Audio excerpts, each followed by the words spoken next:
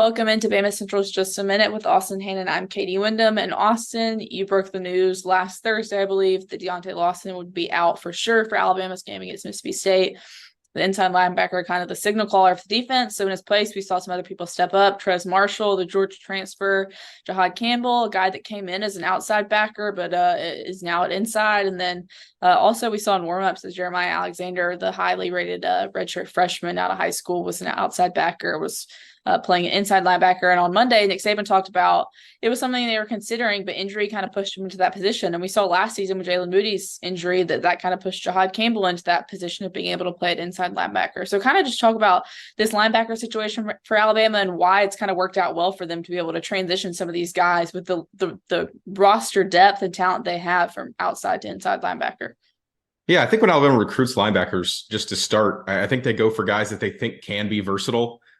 Just knowing that that's a position where guys do get hurt, and in the past they have gotten hurt, and they want to have options. I think where, regardless of where the injuries happen, they want to be able to plug and play guys that have a lot of talent. And once they learn the scheme and what they're trying to do, they can get better at that. So, Dallas Turner was asked about did he think he could play middle linebacker, and he said, "Of course I can. I'm an athlete. I play at Alabama. I've got talent."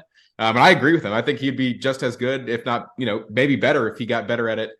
Because he is very athletic, very fast, and he would be very good at that position as well. But I think Nick Saban wants him to keep rushing the quarterback. But the situation is weird because it seems like these last couple of years, injuries have opened the door for people.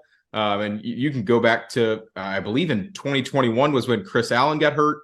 And of course, that kind of jolted Will Anderson into the game, and he ended up having an incredible season, being in the top 5 for the Heisman Trophy. And then last year, like you said, Jalen Moody got hurt. And then towards the back end of the season, Alabama throws Deontay Lawson in the game who didn't really have much experience. And next thing you know, he's one of the better linebackers on the team. And now he is the best linebacker on the team.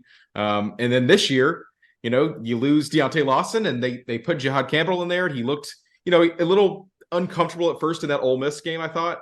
But once he kind of figured out his job and what he was doing and the scheme, I thought he played great. And then, of course, this last week, he was probably one of the best players on the entire field for Alabama. So it's been kind of unluckily lucky for Alabama the last couple of years, like being able to just put younger guys at linebacker into the game and out of nowhere, they just kind of become stars, it seems like. Yeah, they always talk about that next man up mentality at Alabama. And with the way Nick Saban's recruited, they have the talent and ability and depth to do that. I believe Campbell led Alabama with 14 tackles against Mississippi State. So just kind of shows, like I said, that depth they have. But we'll kind of feel it out as this week goes on, what Lawson's availability might be this weekend at Texas A&M. But I think we saw this past weekend that Alabama has some capable players that can step up for him if needed. But that'll wrap up today's Just a Minute. Thank you so much for watching.